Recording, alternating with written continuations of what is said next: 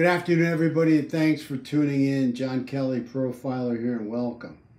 Welcome to our very sad series, part 12 of our very sad series on who killed Libby and Abby Williams up in Delphi, Indiana. And today we're going to be having a conversation with the killer. I'm going to be having a conversation with the killer. And I'm going to be telling him what I think. Before we get started with that, I want to thank Harvey Carroll. I want to thank Harvey for his great images that he's put out and how he's never stopped trying to refine his image of Bridge Guy. The killer, supposed killer of Libby and Abby, who we believe is the killer, Bridge Guy. Harvey Carroll and his team have been constantly dedicated to trying to get the best picture possible of Bridge Guy. And they've just focused and worked very hard on trying to do that. And they've done a great job. Harvey Carroll, who is a cancer survivor, and through all his illness, has been so dedicated to putting this picture and this image out there.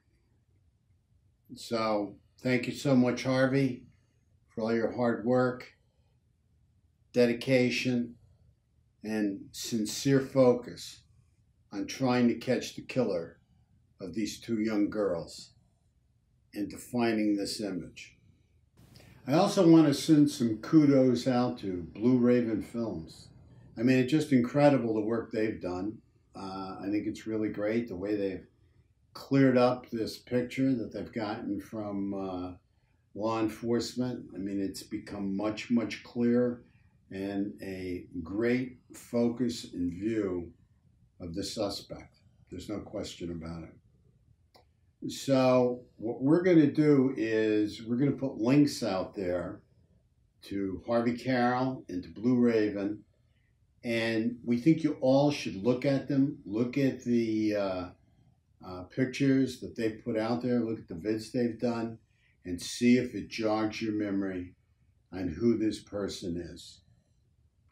At that point in time, I'd like to talk to the killer. You got to understand that you've probably been in touch with us before. We feel you have. Only you know for sure. I believe you definitely have. Because in knowing you guys for 20 years and researching you, you pretty much stay on top of any media, news, or information that's being put out. So I have to believe you're very familiar with me, you're very familiar with the show, and, you've been listening to us. The conversation I want to have with you is I want to talk to you about the police coming for you and saving a life. First of all, as far as the police goes, law enforcement's coming. There's no question about it. You heard me giving kudos to a couple of the people that have done very great work in clearing up your image from the video that wasn't very clear that they had gotten from Livy's phone through law enforcement. So now all these people have come together to try and catch you, and they are clearing up your picture so they have a better idea of who you are, and so they can jog somebody's memory and somebody can recognize you. Probably have already, and probably law enforcement, as we speak, has a beat on you and is getting closer to you. Like I said, the other thing I want to talk about is saving a life. I'm not talking about saving your life. I'm talking about saving your next victim's life. Because you and I both know this has been over 2 years, and I feel by now you're getting the itch. You're getting ripe. You want to act out. I don't know if you have already or not. We don't know this. We will know this once you're apprehended, but right now we don't know if you've acted out or not. point is, you will eventually act out because you know as well as I do that you cannot control the urges.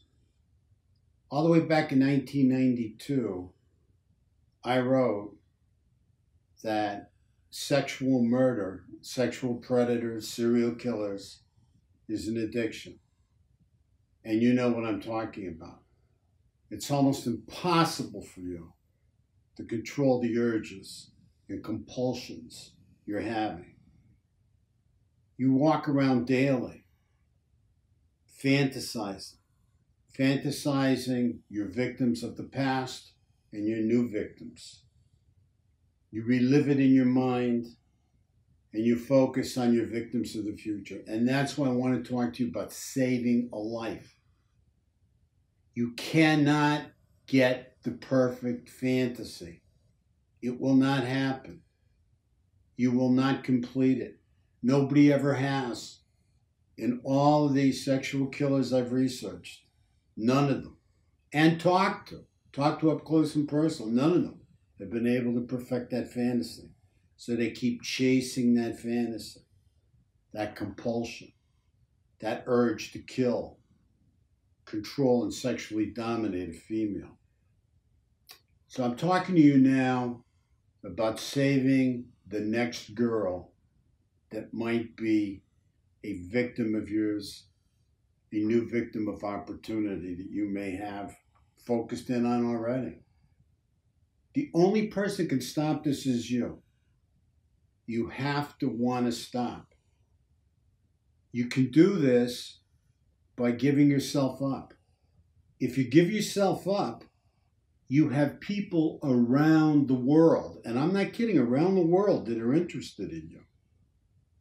I know because I hear from them all the time. There's people in the UK. There's people in Australia.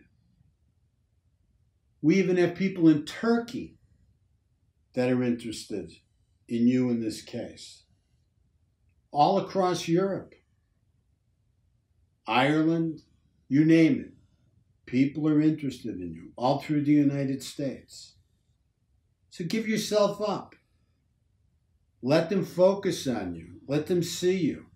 Let them hear your story. Let them know how you ended up where you're at, how you got to where you are. This is what people are interested in. They want to know how a young boy, probably sitting around his yard, maybe hanging out in his bedroom, not fantasizing about growing up and becoming a sexual killer who's facing life imprisonment and a death penalty. I mean, how does that happen? How does that take control of you? How do you live to kill and kill to live? How does that become part of your existence? So if you want to come forward, there's a lot of room to give yourself up, to make sure that you are arrested in an orderly fashion and nobody needs to get hurt. Nobody has to get hurt if you're willing to do this. Because it's only a matter of time. It's only a matter of time they're going to have you. Your picture is becoming clearer and clearer and clearer. It's going to go out all over the media. People are going to see you. And it's only a matter of time with all the tips law enforcement have that they come knocking at your door. So why don't you move forward and stop a completely and totally dangerous, embarrassing situation? Give yourself up. Get it over with. Do something for your next victim or victims. Stop yourself now. If you want to stop yourself now, if you'd like to stop yourself now, let people see that you do have some kind of control over this monster that's in you, and you want to do something about it. Again, to my audience, thank you so much for watching. Make it a great day. Stay safe out there. And thank you so much for all your subscriptions and all your comments. Thanks again.